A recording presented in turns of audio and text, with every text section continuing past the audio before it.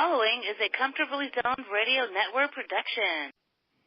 We are back. Bronx Roots, David Hubler, Michael Preminger, and me, Ralph Tyko, the weak link of it all, from the Comfortably Zoned Radio Network, setting the standards for talk and podcast.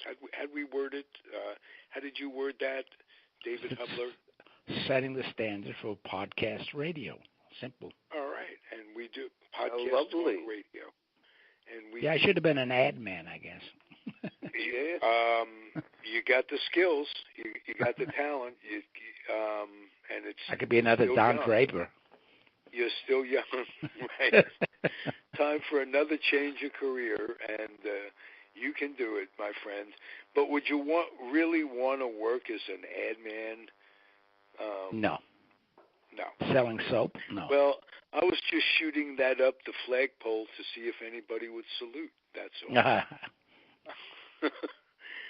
all. Michael, we missed you last week. Glad you're back. Are we on? Did you run it? I did. Oh, okay. Good. Yeah, we're on another Bronx Roots. I'll tell you how we can get this started. David and I did a show this morning on the George Case, asking George Case on this network, and one of the guests was, tell him about it. Oh, David. Rich Samuel? Yeah, he's a professor of sociology at George Washington University. And a man with Bronx roots, and not only absolutely. Bronx roots, but he was a man who he and his brother, twin brother, lived in your building in the Bronx. Right. And Richard turns out to be one of the 5 most avid Dodger fans I can think of. And there are at least 5 on this network that are absolutely mavens. And he's a professor, you say now? Yes, professor of sociology at George Washington University. Huh. Yeah. And he has a course on Jackie Robinson, and he has an institution and a nonprofit, and it's educational. And there's a kid from the Bronx, so you never know where baseball rooting will take place, but by rights he should have been a Yankee fan. Well, when you think about I'm a Dodger fan. Oh, okay. That same thing holds. From the start. Same thing holds, though. Matter of fact, I tried teaching a course here at Valley College on George Schuber. George Shotgun Schuber, right? Yeah. At the junior college.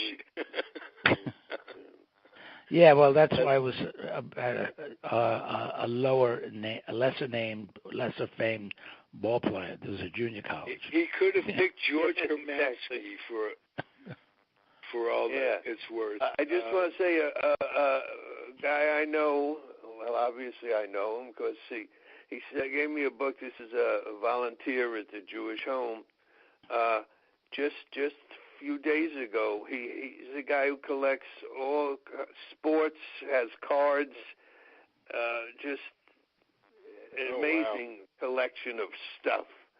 And he brought me a book or booklet of the 1955 Dodgers. Ah. And that's my favorite team of all time. Sure. And just loaded with pictures and then a breakdown of each one of the 7 games of the World Series. Amazing book.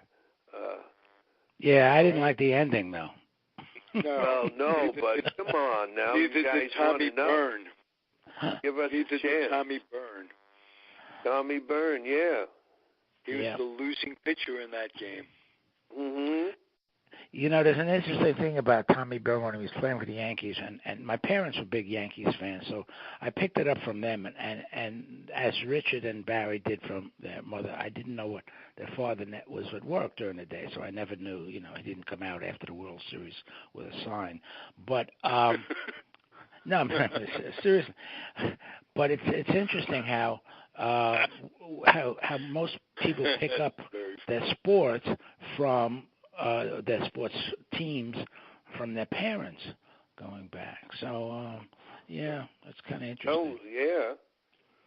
Well, I was 9 years old in '55, and I remember kid across the street in a Northridge building, co-ops in Queens. His name was Neil Silver, and Neil Silver was an avid Dodger fan. And this was the morning of the Yankee-Dodger game. I'm a Giant fan. I had no horse in that race, no dog in that race. But at that moment, the world champions were the New York Giants, because they won in '54. Until that final game, they were still the world champions. And I asked Neil at one point in the conversation, when he was bragging about his Dodgers having a chance to win it, this, that, and the other thing, I said, right now, at this very moment, Neil, who is the world champion? I'm 9 years old debating this with a Dodger fan, and he says, right now, right now. And that's the only memory I have of that conversation, him finally conceding, because baseball, in any neighborhood, baseball debates, generally there was no concession. No matter what it was, the argument would go on, sometimes for years, but he had to concede that one. At that moment, the Giants, and obviously that was the last day of Giant championship. It took him a long time. It took him to get back to that. Well, '55 was the only year that I ever bet on the World Series. You know, as kids, I bet about $1 or something on the Yankees, figuring that was a sure win because they never lost to the Dodgers. So I picked '55 to start and end my betting career. I don't think I've ever bet on a sporting event since. Probably a good thing, because most real gamblers go on to gambling because they won something at one time, and they don't realize the odds of it all. Exactly. Talking about the Bronx, I saw something very interesting today. I was looking, I've been fascinated with that nickname from our old neighborhood, Norwood. I mean, what is Norwood? It doesn't mean any, but that's what they call it, and I don't know why. So I was looking, the Wikipedia had a small section on Woodlawn Cemetery. Can we come up with north of Woodlawn? But it isn't north of Woodlawn. Oh. The only thing I could think of, it isn't north of Woodlawn. There's nothing north of Woodlawn except Westchester County. Yeah, right. You know. That's what my mother. And then it would be Westchester South.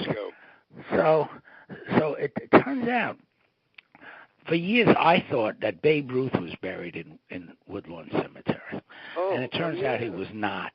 He was not. As a Catholic, he wouldn't be buried in and I thought it was mostly for high Episcopalians and people like that at Woodlawn Cemetery. But this particular article said that among the ones who were buried there was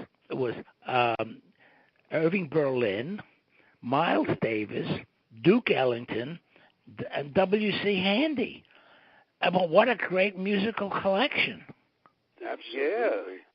I mean, that's amazing. And what's even more amazing is that they let a Jew in there, I was going to say. Right.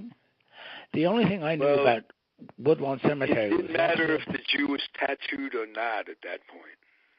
Well, as I said, the only thing I had remembered, besides the erroneous notion that Babe Ruth was buried there, was that in truth, when the Lindbergh baby was kidnapped, the portion of the fence around Woodlawn Cemetery was where they made the ransom drop. Hey, let me clarify that tattoo remark. It wasn't about tattoos from the camp. It was tattoos that they don't allow in an Orthodox Jewish cemetery. Right.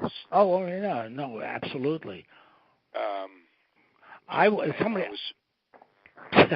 was an off-the-cuff remark. Trying to be. It was, and still apparently you can't be buried in there. And somebody said to me one time, and this is a true story. He said, I heard that, and I wonder why tattoos? Why do you Jews, prohibit tattoos? And I said, well, I'll tell you.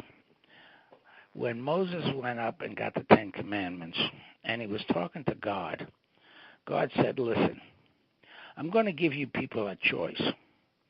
You can have tattoos or nose jobs, but you can't have both. True story. True story. Yeah. That's beautiful. That is great. I like that very much. Today, with all the people getting tattoos, well, you wonder about the Orthodox Jews, but it's just every way you turn, it's I know. Crazy. And it's hideous. I find them hideous, especially when they're large tattoos. Women especially. I mean, why in the? You want to put a little tattoo on your ankle or something? Go right ahead. But to tattoo your entire back. And arms and stuff. Oh. Yeah. Well, I just want to tell you, Tally Olson, my dear Tally Olson, is tattooed, heavily tattooed. Oh, really? Absolutely. Then you can't say anything. Not in private parts or anything. There's some art to it, and I'll send you some pictures. She looks damn good.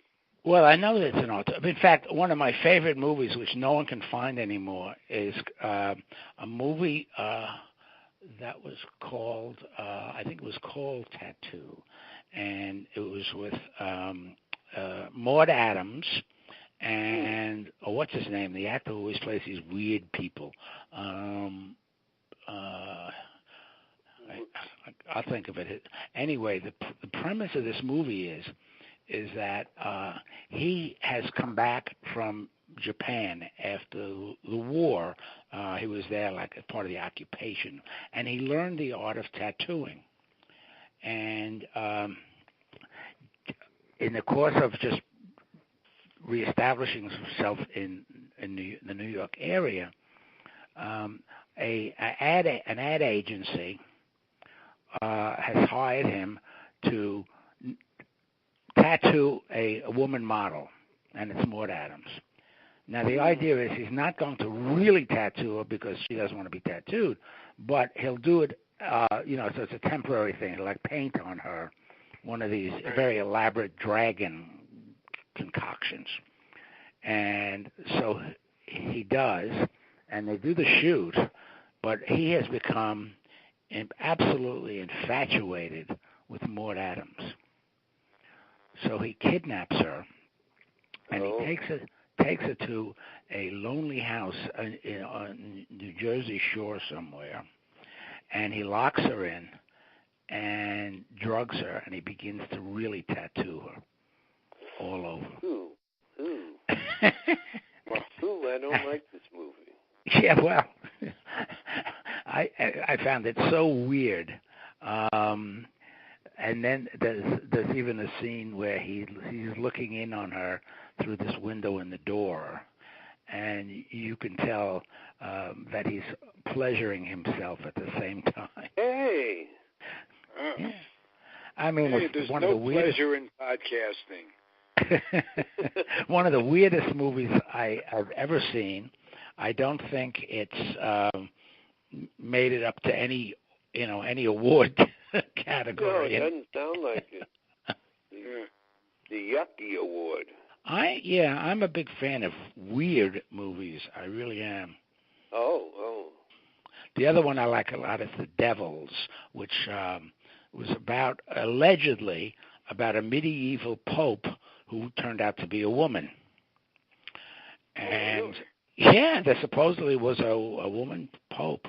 And in the course of the action of this film, because there was a lot of fighting back and forth between the Catholics and the Protestants or whatever, or the Catholics and the Saracens. But anyway, in the course of this thing, one of the armies invades this nunnery where this giant room filled with bald-headed women who are the nuns who are going to be raped by this horde.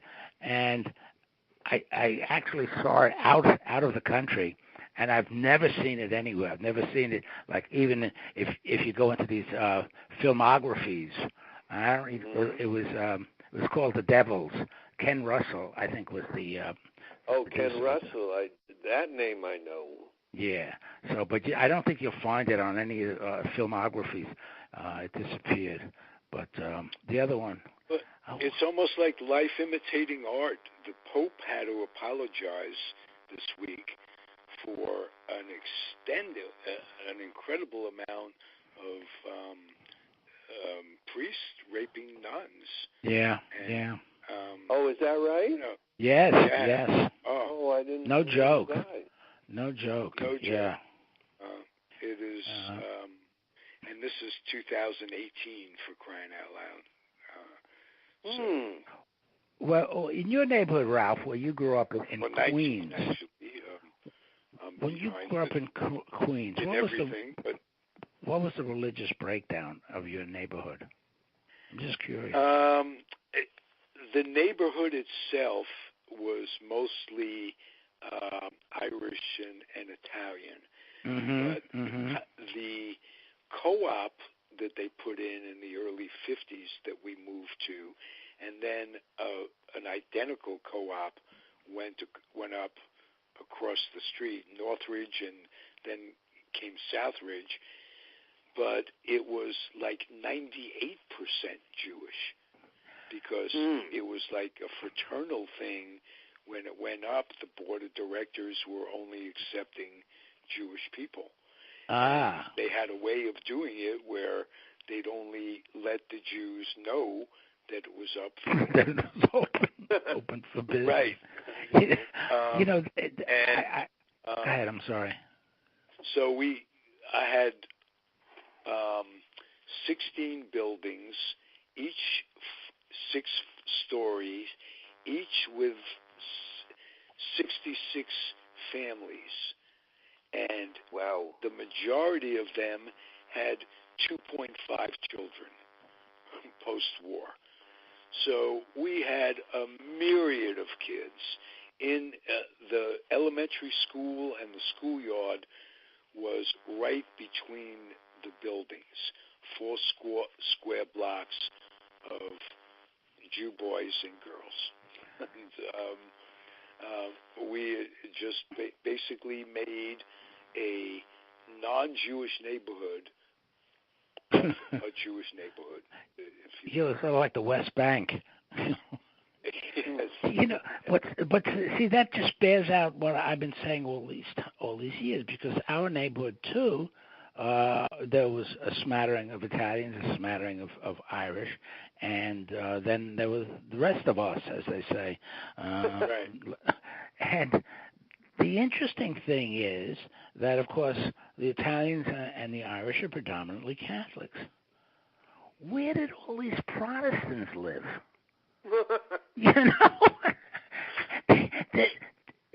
They were nowhere near to be found. I mean, they just didn't exist in 2 boroughs out of the 5. And I'm sure it was like that, in Brooklyn, too. I'm sure it was like that in Brooklyn. So where did these people live? Where did these strange people who ate white bread all the time, where'd they come from? Where they live? They lived in Nebraska. Yeah, they did live in Nebraska. That's right, where they grow the wheat for their white bread. Right. There's a guy, the group of Saturday mornings. I get together with a group of men, and there's one guy whose last name is Schlesinger. So I'm pretty sure he's Jewish. Mm-hmm. And he always orders, well, whatever he orders it with white toast, white bread. And I can't. I'm not. It would be wrong to say, what the hell are you doing? What are you? Who are you? I've never. I mean, I can't. I don't understand. It's not changing my life, actually. But, no. But since you brought up white bread, I just don't get it with this guy. I've never seen that. Well, maybe he's the expression is self-loathing Jew, and I watch a lot of Larry David on Curb Your Enthusiasm. Oh, sure. A lot of the clips and what have you. And one of the clips, he's standing outside of a movie, and he's whistling a Wagner tune. And Wagner was whom they played when the Jews were going into the yeah, and he was a big anti-Semite too. Big anti-Semite. Yeah. So this guy says, "What are you Jewish?" To Larry David, and Larry, and a little joke made. Well, you want to see my penis? Blah blah blah. He says, "No, you're whistling that Wagner song. You must be a self-loathing Jew." Another Jewish guy talking. And Larry David says his line, and this is what I'm building up to. His line, he says, "Oh, believe me, I'm self-loathing, but it has nothing to do with my being Jewish."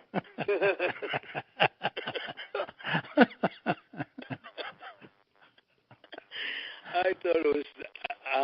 I've played that thing. The one I like from Seinfeld is when his parents find out that his mother says to him, "You were making out during Schindler's List." like it was sacrilege. You can't set that one up. It's just you just have to give the line. That's beautiful. That is beautiful.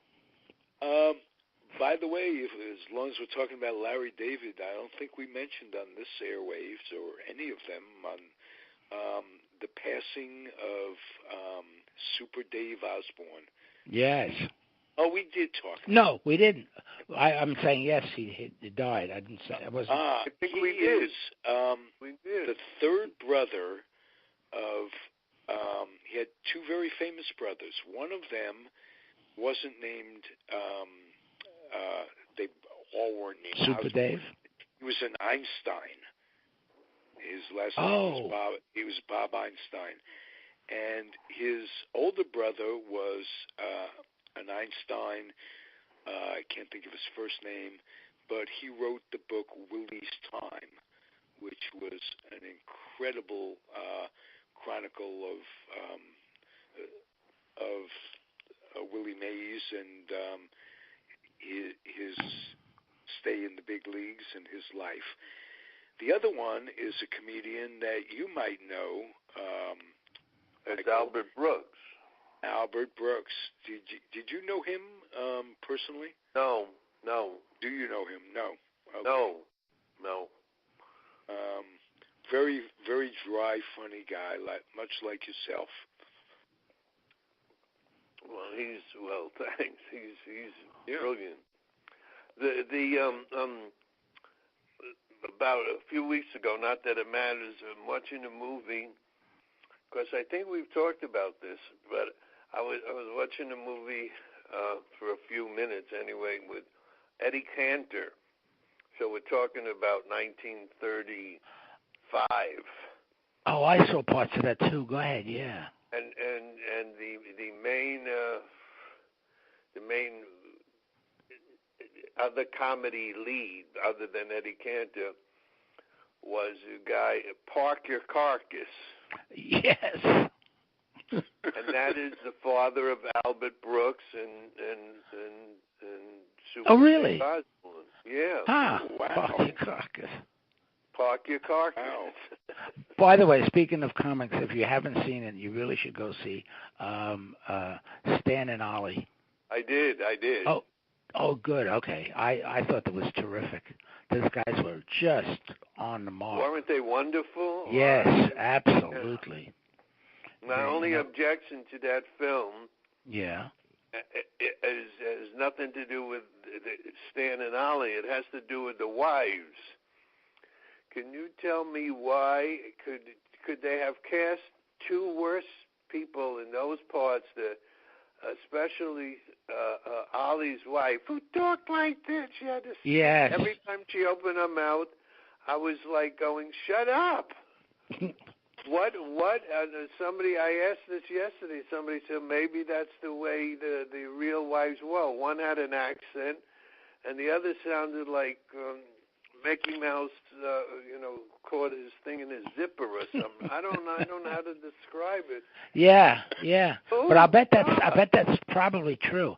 I mean, they sometimes in these biographies they sort of don't want the actors to mimic the person they're supposed to be, and in this case they certainly did, and they were great at it. And so maybe the idea was, well, that's how one had like a Russian accent, and the other was sort of squeaky from, and that's the only thing I can think of. But I was so fascinated with and the way they did it, and pick out the last years. It was just terrific. Yeah. If you go on YouTube, I think I know I've seen it, but I don't know how you get it. One of the last, I think. Anyway, what I'm saying is, remember the show "This Is Your Life"? Sure. Well, they had on Laurel and Hardy. Oh. I remember that. That's on YouTube. I bet you could find it on YouTube or something. Absolutely can. I've seen that. For years I collected everything about me that I could because I was convinced I was going to go on This Is Your Life. It's true. I grew up thinking, I got to save this, I got to save that, I'll pull this. Oh, that is great. And it was in 80, it did most of the stuff I collected was from junior high school and Convinced you were going to I was brokenhearted when they took the show off the air. I think Ralph Edwards. I watch a lot of that died. show on YouTube, and some of the people the stars that are on there are sitting, and here's a voice from your past. Yes, right. Somebody comes on, and they don't recognize them at all. No, they don't. See, yeah, well, yeah. Either Who's your third grade teacher? Who? What? Great teacher. Hi, we once were in the store together, and I bought some cabbages. Do you remember me? No, I don't. Go away. There was one famous episode, and I forget who it was, but he had no interest in being on the show. I mean, he was just obstinate and gave one-word answers. It became a classic because everybody else. Lou Costello. No, wasn't it? I don't think it was a comedian. I don't know, but I loved this show. In fact, I interviewed one when I was at NYU on the student newspaper. There was a master's student there, or a doctorate, so I forget, who had his life on This Is Your Life. He was called the rabbi, the cantor of the ghetto, and he had been a cantor in Berlin or wherever it was before the Second World War, and he did not try to leave for some reason, right?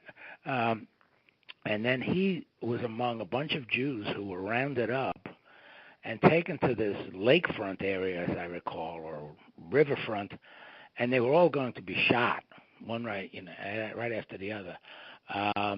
And the commanding officer recognized him as a former classmate at the equivalent, I guess, of Juilliard in Berlin, and said, no, not that one. I'll take care of him. And he saved his life. It was a thrilling what story. A story. Wow. Yeah. And this guy had a magnificent voice. He actually gave me a copy of the record, one of the records that he had made. And it's just brilliant tenor, belting it out. And I'm just sitting there in the student union listening to this story, and it's like chilling. I mean, because he told it in much greater detail than I can remember. But boy, what a story. And yeah, they did his life on This Is Your Life. And I asked him, I said, were you surprised? He said, yes, because I always had a feeling that a lot of these things were not as spontaneous as they would like you to believe, like the audience to believe. I mean, when he comes up to you, you're sitting there having dinner at a restaurant, nice restaurant, and this man comes up with a book, and he says, "This is your life." You leave. Who picks up the check or something like that? Thank you very much. Well, I'll be back. Hold my table. I'll be back. In my building, we had a couple who had a daughter around my age who were Holocaust survivors.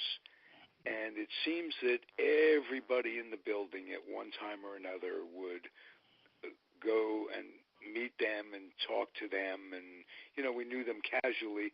But we always had memories of spending time in their home and learning about what went on in the Holocaust.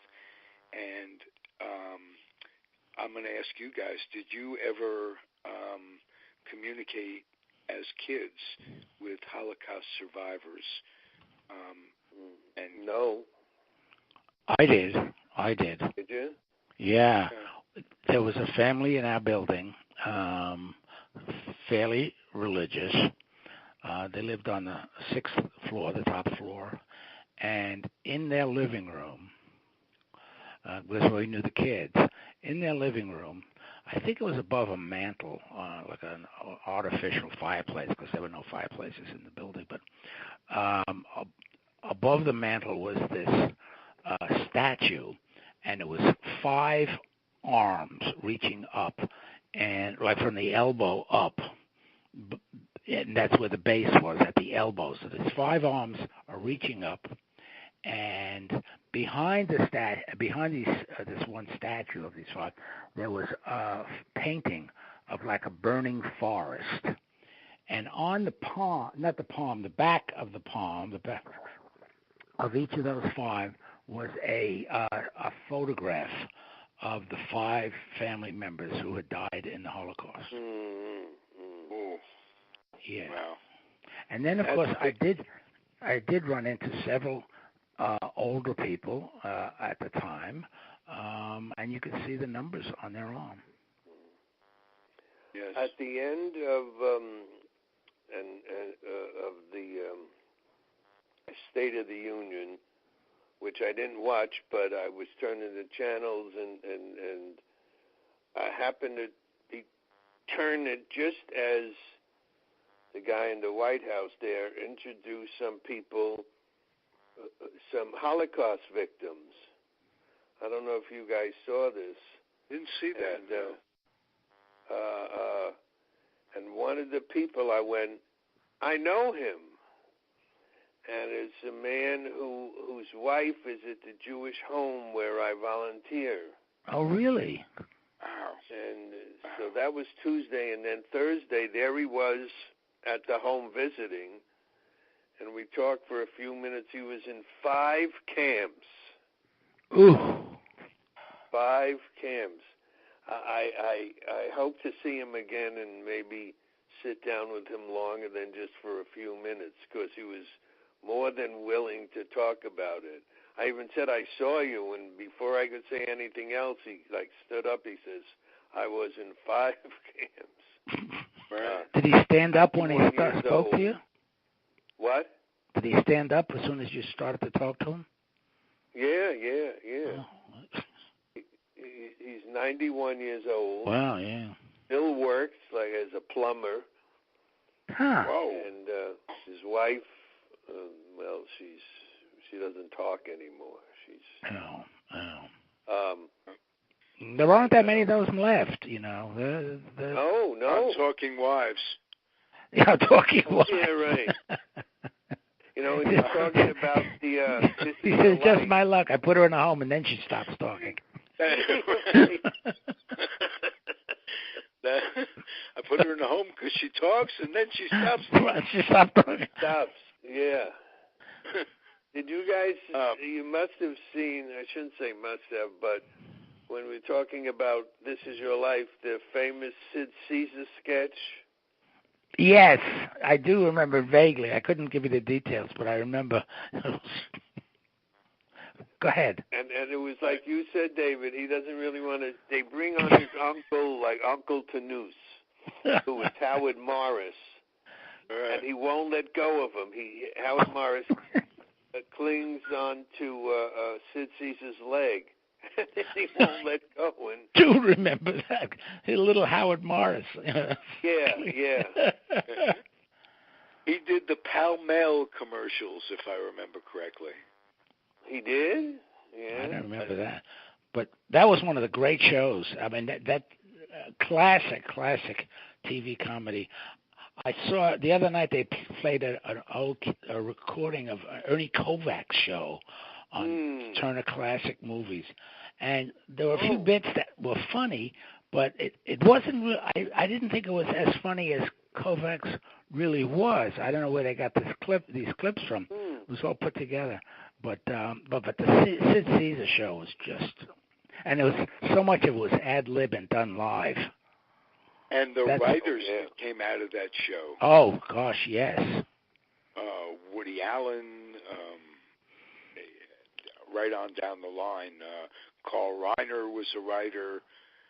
Yep. Simon. Neil Simon, his brother, Danny Simon, and what's his name? One of the creators of MASH.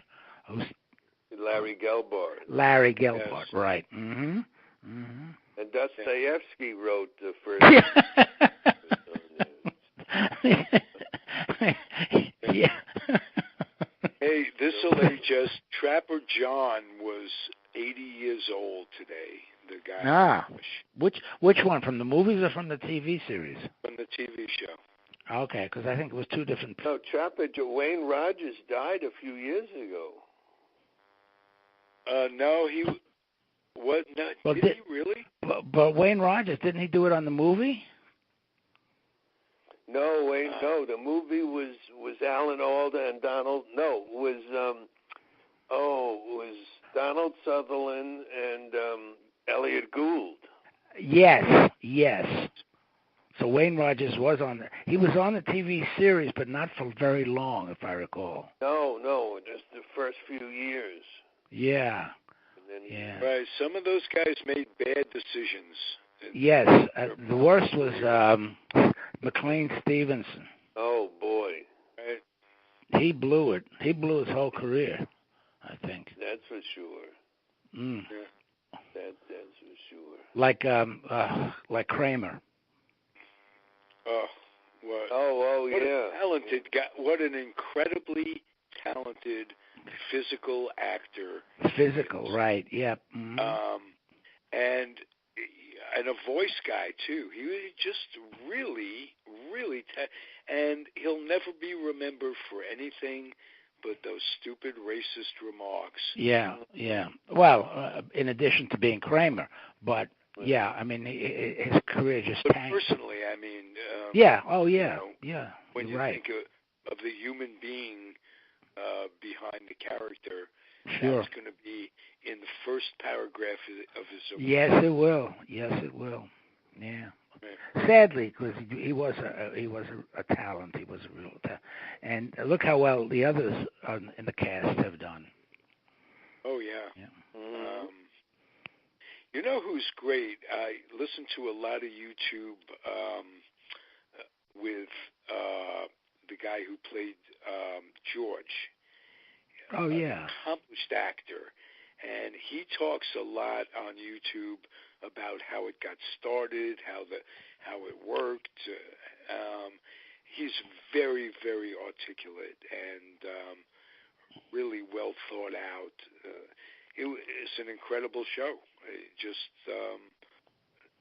the way it was put together, the way it was cast. I wonder how well I mean, like we talked about Nebraska and White Bread.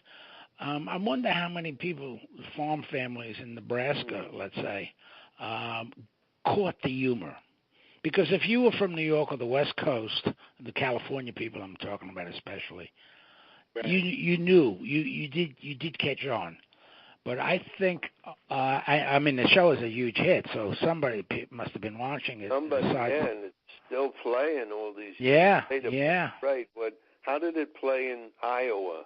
Right, that's what I mean. Well, you know, I think because of television that those flyover states that we're talking about have become almost homogenized. The whole country has become almost homogenized. Yeah, but when you send a whole episode about a chocolate babka, I mean, right. You know, how many people in Ames, Iowa, or maybe Ames, because it's a university town. But just how people relate in New York to each other, the soup Nazi, for instance. Yes, yeah. And fighting over parking spaces and this, that, and the other thing. Right. Well, look at me. I still have that fetish about parking. You're still thinking about that? I'd be remiss if we can't get some humor out of you about the Virginia, your governor, your assistant governor. Yeah. What is going on? Lieutenant governor, yeah. Lieutenant governor. What is going on in that state? Are they going to resolve this? Well, I think here's what's going to happen. This is not humorous, but this is my own. Yeah. I think they want to impeach Al Jolson. It's really. Yeah. By the way, Eddie, that Eddie Cantor movie you mentioned. Yeah. If you had watched Boardwalk Empire, that wonderful series on HBO with what's his name? Buscemi. Yeah, Steve Buscemi. There was a couple of episodes there where Al Jolson was one of the characters and was tied in with a lot of these gangsters. And I thought to myself while I was watching, I said, it's probably true. I mean, a lot of these guys who actually grew up like in the Lower East Side, like Jolson and like George Raft, and they must have had some connection, maybe just as colleagues or friends, not colleagues, but acquaintances or colleagues. Yeah. Or maybe Raft was said to be very well connected. Yes, right. Mm-hmm. Yeah. Anyway, getting back to the state of... friend of Leo DeRocher's. Yeah. And he contributed to getting him suspended. Lorraine Day. Yeah. Yes, Lorraine Day, a Mormon. Well, what I think in terms of... Here's what I think is going to happen. I think they're going to... Fairfax, the lieutenant governor, I think he's going to resign, and that will sort of tamp down the enthusiasm. Was legitimate. Northam, the governor, and of course there of course are calls from the Republican side because they would like nothing better than to get rid of the first three, including the Attorney General, who for some unbelievably dumb remark said, "Yeah, I did it too. I dressed up in." Well, why would you admit to something like that unless you thought it was so easy to find out that you wanted to get ahead of the story? Or why would you deny it after admitting it? That was just as stupid. Even Absolutely. Crazier. And the other guy's giving instructions of, you can't put on too much blackface because it's hard to get off. I hear. Well, there was a big piece in the Post today in their Weekend Outlook section about how blackface is as American as apple pie and Fords or something. And I recall a couple of, at least one Andy Hardy movie, with a very young Mickey Rooney and Judy Garland, where that's how the show within the show ends. with them in blackface. Mickey Rooney doing a song and dance in blackface, and of course, Al Jolson did blackface. And Al Jolson, of course. Yeah, well, Mike? You mentioned that about Mickey Rooney and Judy Garland, and I went, "What are you talking about?" Yeah. So I guess obviously it's true. And you guys mentioned Eddie Cantor before. That was Eddie Cantor. And he did it, sure. Okay, so Susie, his where he clapped his hands with the white gloves. Susie, like I knew. Yes. I remember what year this what a was, and by 1980, if you graduate from med school, you ought to have the good sense, just the decency to not even do so. I know. Thought about it, not putting a picture in the frickin' yearbook. How about that? Well, look. He didn't go to Harvard Medical School, and I'm not saying that because it's quote unquote Harvard. I'm just saying because of the location. He went to some Southwest Virginia medical school. I brought you down to Southwest Virginia today, and you'll see more than one Confederate flag flying around. And I must stick up for Harvard a little bit and Boston in turn. Bill Russell experienced prejudice. Yes. Yes. Boston. No, I was just using it as a location place. I wasn't using the. No, I know, but because if you think I know that true. sort of it's stuff true. doesn't go on covertly. No, you're right, Ralph. And we've talked about that in the past because it was a terribly racist city, being the last team in the major leagues to have a black ball player. As few as 2 years ago, Adam Jones took some incredible heat in center field from some crazy. Oh yes, when the Orioles came to town. Yeah. Right. So the world, the more it changes, the more it stays the same. But my point was to say that that it probably was more I didn't phrase it correctly. But but it's the South. It's the South, and it's that rural. Yeah, I mean Southwest Virginia Medical School is. Who ever heard of it? Frankly, he sounds like he was a pretty fine doctor, and worked over in the Gulf War, and so it's not like he's not qualified, but it was stupid. It was really stupid. And what was even stupider, as you said, was to first deny it, then say, yeah, well, it was me, and then go back and say it was not. So, what are people going to think after that? What does he think he's going to accomplish with something like that? I know. No. And then he wanted to get into a little Michael Jackson thing.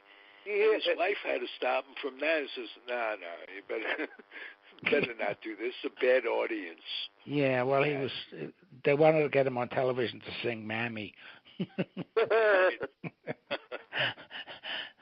Like I said, if it had happened to a couple of Republicans, they'd be nominating them for Supreme Court justices. Yes. Well, speaking of equally stupid things in a way, and that's the newest presidential candidate, Elizabeth Warren, and her crazy thing with the Native Americans. I don't get that. Now she's saying that she's Jewish. Yeah.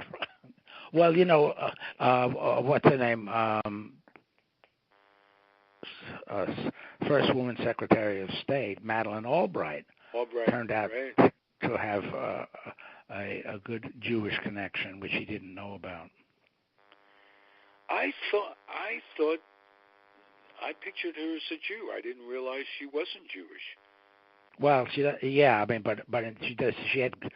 grandparents. It was a close. It wasn't like 4 or 5 generations ago. It was fairly close. It was either grandparents or something. That she turned out.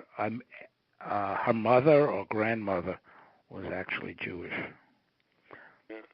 Well, speaking of the Dodgers, the guy who threw and being Jewish the guy who threw the pitch to Bobby Thompson was named Ralph Branca. Yeah. And when it came out that the Giants really knew what pitch was coming, they had an elaborate signal and this, that, and the other thing. A book was written about it. Yep. Somebody did some research, and it came up that Ralph Branca, who was raised by an Italian mother, who was really Jewish, she had been hiding it from the family all those years, which, as you guys know, makes you Jewish. If your mother's Jewish, right, you're Jewish. Right. He didn't know it. He was very big into being a Catholic and all that. And it turns out the last 5 or 6 years of his life, he had to live with the fact, or he was honored to live with the fact that he was Jewish. And I thought that was a tremendous irony. And so you never know. Yep. No. Mm-hmm. So it turns out I'm half Jewish and half atheist. I don't really believe in God, but I can get your shit wholesale. So, just anybody out there who's interested in needs something. Little facet of my life. Great show, gentlemen. As we reach the point of no return. Of no return. I could always close the show. I've been good for that. Thank you for your company, both, and God be willing, we'll be back next week, same time, same bat station. How about that? Mm-hmm. All right. Okay. Take care. Anything unsaid that you guys want to end with, or am I closing? I can wait. Okay. Wait till Tuesday night, the Hal Box Show. You'll be on that. And this is a terrific network of folks. And if you're watching the Grammys tonight, just spoiler alert, I won't be on it. Okay. But you are not hosting the Oscars either, are you? No. And I'm not watching. Then I'm not watching, Michael. Oh, okay. Well, then I'm glad I let you know.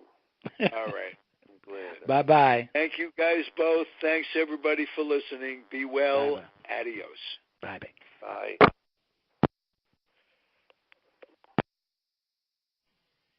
The proceeding was a Comfortably Zoned Radio Network production. Thank you for listening.